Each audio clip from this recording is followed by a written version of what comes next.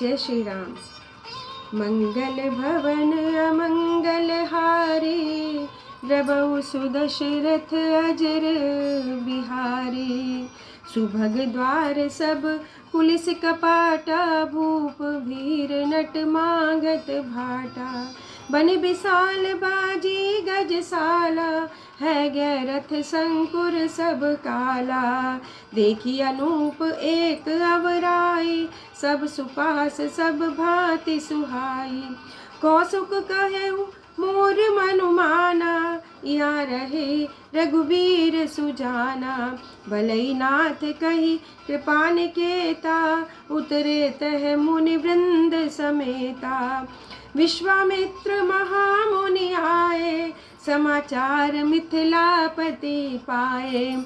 संग सचिव सुचि भूरि भट, भूसर बर गुर ज्ञाति। चले मिलन मुनि नायकई, मुदित राव यही भांति।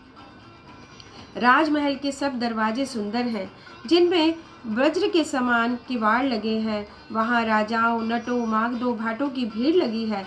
घोड़ों और हाथियों के लिए बहुत बड़ी बड़ी घुड़शालें और यज्ञशालाएं हैं। आमों का एक अनुपम बाग देखकर, जहाँ सब प्रकार के सुबीते और जो तरह तरह के सुहावने थे, विश्वामित्र ने कहा, हे सुजान रघुवीर, मेरा मन कहता है कि यहीं रहा जाए। कृपा के धाम श्री रामचंद्र जी बहुत अच्छा स्वामी कहकर वहीं मुनियों के समूह के साथ ठहर गए। मिथिलापति जनक जी ने जब यह समाचार पाया कि महामुनि विश्वामित्र आए हैं, तब उन्होंने पवित्र हृदय से मंत्री, बहुत से योद्धा, श्रेष्ठ ब्राह्मण और गुरु शतानंद जी और अपने जाति के श्रेष्ठ लोगों को साथ लिया और प्रसन्नता के साथ राजा मुनियों के स्वामी विश्वामित्र को मिलने चले। कीन प्रणाम चरण धरि माथा, दीने आशीष मुदित मुनि नाथा। विप्र वृंद सब सादर वंदे, जानी भाग्य बड़ राउ आनंदे। कुशल प्रश्न कही बारहि बारा, विश्वामित्र न पहि बैठारा। तेवज अवसर आए दो भाई, गए रहे देखन फुलवाई। श्याम गौर मृदु बयस किशोरा, लोचन सुखद विश्वचित चोरा। उठे सकल जब रघुपति आए, विश्वामित्र निकट बैठाए। वही सब सुखी दे दो भ्राता, बारी बिलोचन पुलकित गाता। मूर्ति मधुर मनोहर देखी, भयउ विदेह विदेहु विशेषी। प्रेम मगन मनु जान नृपु, कर विवेक धर धीर। बोले मुनि वृंद नाय सिरो, गद गद गिरा गंभीर।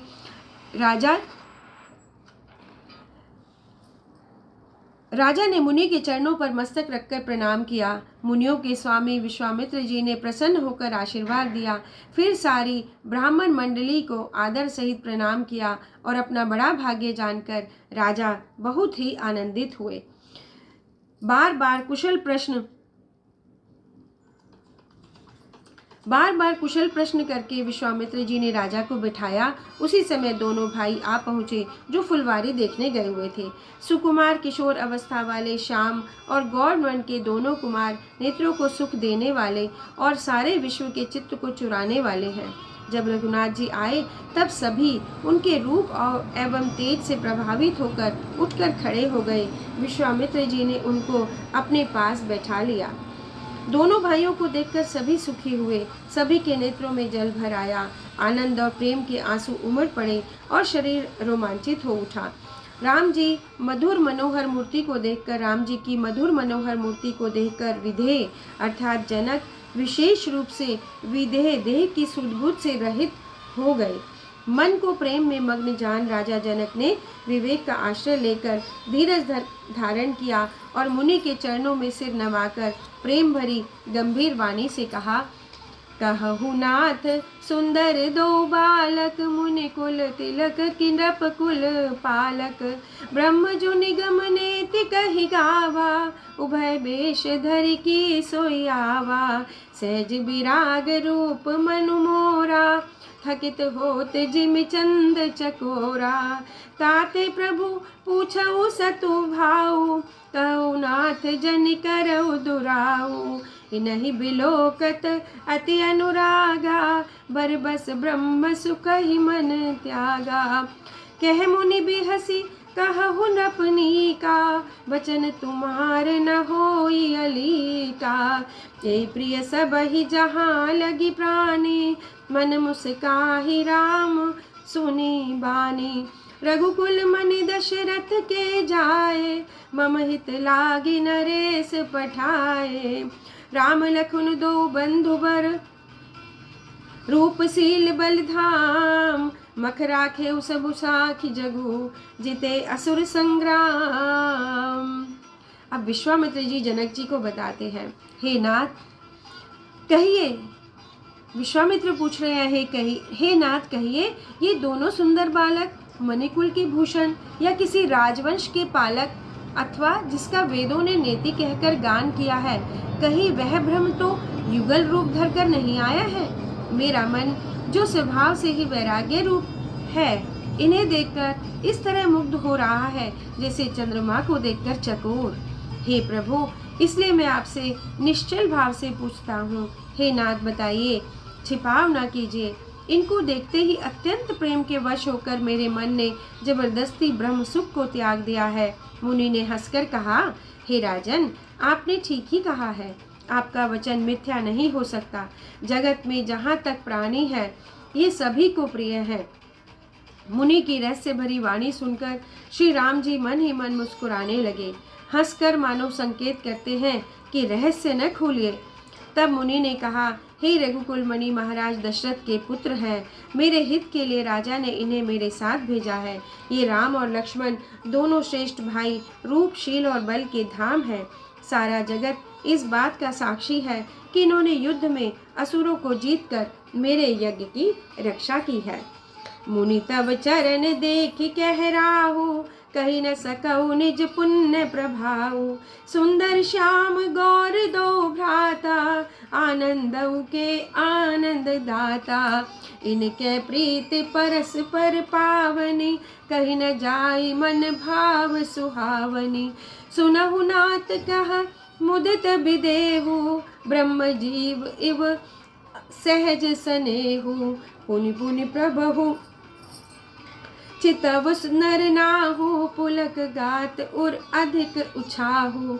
मुनहि प्रशंसी नाई पद सीसु, चले उलवाई नगर अवनीसु। सुंदर सदनु सुखद सब काला, तहाँ बासुलय दीन बुहाला। करी पूजा सब विधि सेवकाई, गय राउ ग्रह विदा कराई। ऋषय संग रघुवंश मणि, करी भोजन विश्राम।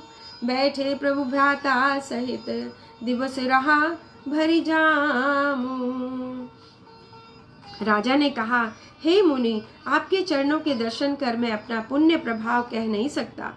ये सुंदर श्याम और गौर मन के दोनों भाई आनंद को भी आनंद देने वाले हैं। इनकी आपस की प्रीति बड़ी पवित्र और सुहावनी है। वह मन को बहुत भाती है, पर वाणी से कही नहीं जा सकती। जनक जी आनंदित होकर कहते हैं, हे नाथ सुनिए, ब्रह्म और जीव की तरह इनमें स्वाभाविक प्रेम है। राजा बार बार प्रभु को देखते हैं, दृष्टि वहां से हटना ही नहीं चाहते। प्रेम से शरीर पुलकित हो रहा है और हृदय में बड़ा ही उत्साह है। मुनि की प्रशंसा करके और उनके चरणों में सिर नवाकर राजा उन्हें नगर में लिवा चले। एक सुंदर महल जो सब समय सुखदायक था, वहां राजा ने उन्हें ले जाकर ठहराया। तदंतर सब प्रकार से पूजा और सेवा करके राजा विदा मांगकर अपने घर को गए। रघुकुल के शिरोमणि प्रभु श्री राम जी ऋषियों के साथ भोजन और विश्राम करके भाई लक्ष्मण सहित बैठे। उस समय पहर भर दिन रह गया था। लखन हृदय लालसा विशेषी, जाय जनकपुर आए देखी।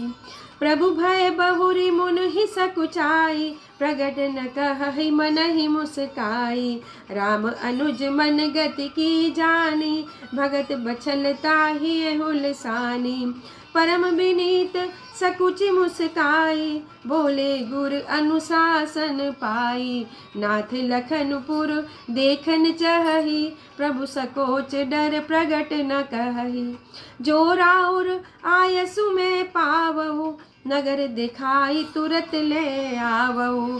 सुनि मुनिसु कह बचन सप्रीति, कसन राम तुम राखहु नीति।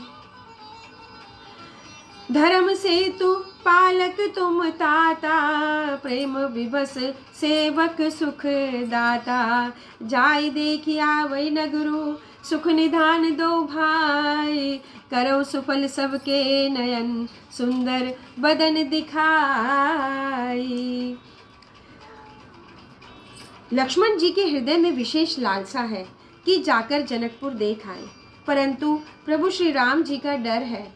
फिर मुनि से भी सकुचाते हैं, इसलिए प्रगट में वो कुछ नहीं कहते और मन ही मन मुस्कुरा रहे हैं। लेकिन अंतर्यामी श्री रामचंद्र जी छोटे भाई के मन की दशा जान जाते हैं और उनके हृदय में भक्त वत्सलता उमड़ आई। वे गुरु की आज्ञा पाकर बहुत ही विनय के साथ सकुचाते हुए मुस्कुराकर कहते हैं, हे नाथ, लक्ष्मण नगर देखना चाहते हैं, किंतु आपके डर से और संकोच के कारण ये कह नहीं पा रहे हैं। यदि आपकी आज्ञा पाऊं तो मैं इनको नगर दिखाकर तुरंत ही वापस ले आऊं। यह सुनकर मुनीश्वर विश्वामित्र जी ने प्रेम सहित वचन कहे, हे राम, तुम नीति की रक्षा नहीं करोगे तो और कौन करेगा। हे तात, तुम धर्म की मर्यादा का पालन करने वाले और प्रेम के वशीभूत होकर सेवकों को सुख देने वाले हो। सुख के निदान दोनों भाई जाकर जाओ, नगर देख आओ। अपने सुंदर मुख दिखलाकर सब नगर निवासियों के नेत्रों को सफल करो। मुनिपद कमल बंदी दो भ्राता, चले लोक लोचन सुख दाता। बालक वृंद देखी अति शोभा, लगे संग लोचन मनु लोभा। पीत बसन परिकर कठि भाता, चारु चाप सर सोहत हाता। तन अनुहरत सुचंदन खोरी, श्यामल तोर मनोहर जोरी। केरी कंदर बाहु विशाला, उर अति रुचिर नाग मणिमाला। सुभग सोन सरसीरु लोचन, बदन मयंक ताप त्रय मोचन। कानन कनक फूल छवि देखी, चितवत चितहि चोरी जनु लेहि। चितवन चारु प्रगटु भर बांकी, तिलक रेख शोभा जनु चाकी। रुचिर चौतनी सुभग सिर, मेचक कुंचित केस। नक्सिक सुंदर बंधु दो, शोभा सकल सुदेश। सब लोगों के नेत्रों को सुख देने वाले दोनों भाई मुनि के चरण कमलों की वंदना करके चले। बालकों के झुंड उनके सौंदर्य को देखकर अत्यंत ही व्याकुल और अत्यंत ही आकर्षित हो रहे हैं। उनके नेत्र और मन माधुरी लुभा गए उनको। दोनों भाइयों के पीले वस्त्र हैं, कमर के दुपट्टों में तरकस कसे हैं, हाथों में सुंदर धनुष बाण सुशोभित है। शरीरों के अनुकूल जिस रंग का चंदन अधिक फबे, उस पर उसी के रंग के सुंदर चंदन की खोर लगी है। सांवले और गोरे रंग की मनोहर जोड़ी है। सिंह के समान पुष्ट गर्दन है, विशाल भुजाएं हैं। छाती पर अत्यंत सुंदर गज मुक्ता की माला है। सुंदर लाल कमल के समान नेत्र हैं। तीनों तापों से छुड़ाने वाला चंद्रमा के समान उनका मुख है। कानों में सोने के कर्णफूल शोभा पा रहे हैं और देखते ही चित्त को मानो चुरा लेते हो। उनकी चितवन बड़ी मनोहर है और भौएं तिरछी है एवं सुंदर है। माथे पर तिलक की शोभाएं, तिलक की रेखाएं शोभायमान है, मानो मूर्तिमती शोभा पर मुहर लगा दी गई हो। सिर पर सुंदर चौकोनी टोपियां हैं, काले और घुंघराले बाल हैं, दोनों भाई नख से लेकर शिखा तक सुंदर है और सारी शोभा जहाँ जैसी चाहिए वैसी ही है। मंगल भवन अमंगल हारी, द्रवहु सुदशरथ अजर बिहारी। जय श्री राम।